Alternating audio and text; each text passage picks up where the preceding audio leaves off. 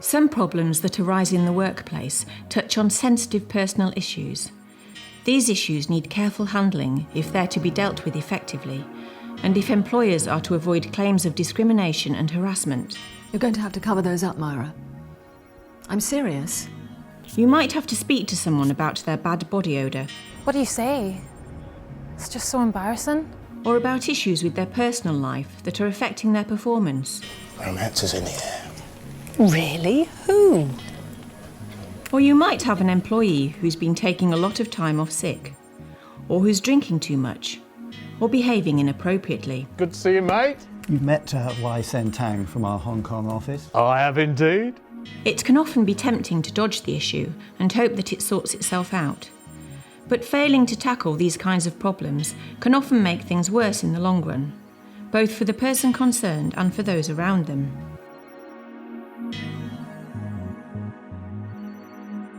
One of the key things is to make sure that you do deal with things early on when there are problems. So nip all these issues in the bud before they become much more serious, because it's when these sorts of issues have been allowed to linger on for a long time that you get many more problems. So number one, make sure you do deal with it. I think we have to stick to the impact on their work and the impact on colleagues and things, visible evidence, things that we've seen.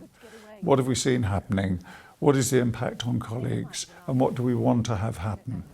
How's Joe doing? Well, we have good days, bad days. We're back to the clinic next Tuesday for more tests, so I'll work from home that day if that's all right. Oh, that's absolutely fine. So, I'm really sorry. With any situation where somebody has problems at home, it's a very difficult, sensitive issue of how to approach the question without seeming as if you're prying. So I usually take the line of duty of care, we're concerned about you, and this is absolutely sincere. So I think the first thing that needs to be said about this is people get sincerity. If you're comfortable in the role you're in and having a conversation with them, they get that. And they will quickly smell her out if it's contrived or if it's not genuine. So as a manager or as a speaker, one has to be comfortable and know where one's going, albeit that the conversation might be uncomfortable. No, I'll come now, yep. Right now. Yep, home.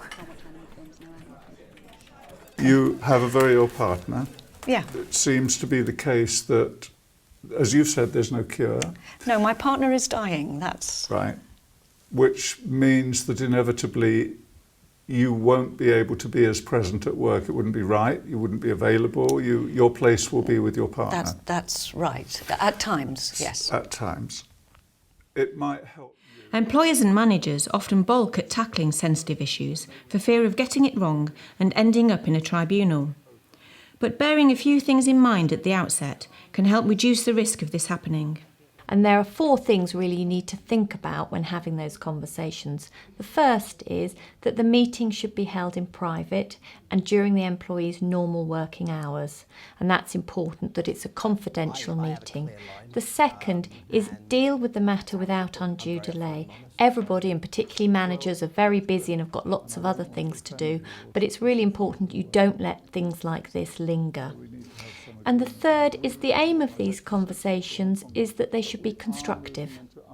You should be aiming to alert the employee of the issue and give them guidance and support to improve the situation. What you're trying to do is to stop the issue escalating.